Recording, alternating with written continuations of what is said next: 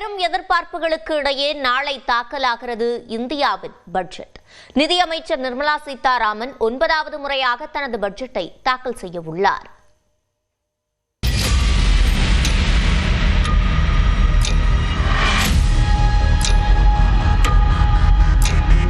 மத்திய நிதியமைச்சர் நிர்மலா சீதாராமன் காலை 11 மணிக்கு 2026-27 நிதியாண்டுக்கான பட்ஜெட்டை தாக்கல் செய்வார். பொதுவாக விடுமுறை நாட்களில் பட்ஜெட் தாக்கல் செய்யப்படுவதில்லை என்றாலும் இம்முறை பிப்ரவரி 1ஆம் தேதி ஞாயிற்றுக்கிழமை என்றாலும் பட்ஜெட் தாக்கல் செய்யப்படுகிறது.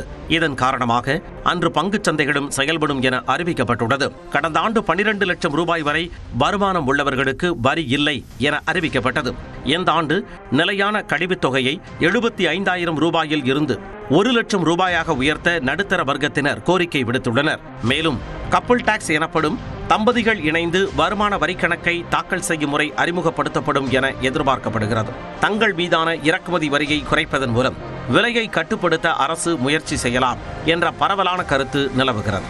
விவசாயிகளுக்கு ஆண்டுதோறும் வழங்கப்படும் 6,000 ரூபாய் நிதி உதவி 9,000 ரூபாயாக உயர்த்தப்பட வாய்ப்புள்ளதாக கூறப்படுகிறது. பூமி தாய் திட்டத்தின் கீழ் இயற்கை விவசாயத்திற்கு கூடுதல் மானியங்கள் அறிவிக்கப்படலாம் என்ற எதிர்பார்ப்பும் உள்ளது. தமிழ்நாட்டை பொறுத்தவரை மத்திய துறை திட்டமாக அங்கீகரித்துள்ள சென்னை மெட்ரோவின் 2ஆம் கட்ட திட்டத்திற்கு நிதி ஒதுக்கப்படும் என்ற எதிர்பார்ப்பு நிலவுகிறது. சென்னை பெங்களூரு எக்ஸ்பிரஸ்வே, கிழக்கு கடற்கரை சாலை விரிவாக்கம் ஆகியவற்றுக்கு நிதி ஒதுக்கப்படும் என தெரிகிறது.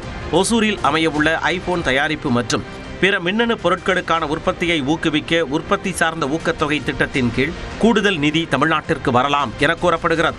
சென்னை கடற்கரை எழும்பூர் இடையேயான 4வது ரயில் பாதை போன்ற பணிகளை விரைவுபடுத்த நிதி ஒதுக்கீடு எதிர்பார்க்கப்படுகிறது. குலசேகரப்பட்டினத்தில் அமையவுள்ள இஸ்ரோவின் 2வது விண்வெளி ஏவுதள பணிகளுக்காக இந்த பட்ஜெட்டில் கணிசமான நிதி ஒதுக்கப்படலாம்.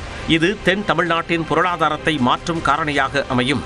சட்டப்பேரவை தேர்தல்கள் நடைபெறவுள்ள தமிழ்நாடு, மேற்கு வங்கம், கேரளா, அசாம், புதுச்சேரி மாநிலங்களுக்கு சிறப்பு திட்டங்கள் அறிவிக்கப்படும் என்றும் கூறப்படுகிறது. கடந்த பட்ஜெட்டில் பீகாருக்கு அறிவிக்கப்பட்டது போல இம்முறை மேற்கு வங்கம் மற்றும் அசாம் மாநிலங்களை உள்ளடக்கிய கிழக்கு இந்தியாவின் வளர்ச்சிக்காக பிரம்மாண்டமான நிதி தொகுப்பு அறிவிக்கப்படும் என்ற கருத்து நிலவுகிறது. கடந்த பட்ஜெட்டின் போது தமிழ்நாடு என்ற பெயரையே நிர்மலா சீதாராமன் உச்சரிக்கவில்லை என்ற சர்ச்சை எழுந்த நிலையில் இந்த ஆண்டு என்ன நடக்கிறது என்று பொறுத்திருந்துதான் பார்க்க வேண்டும்.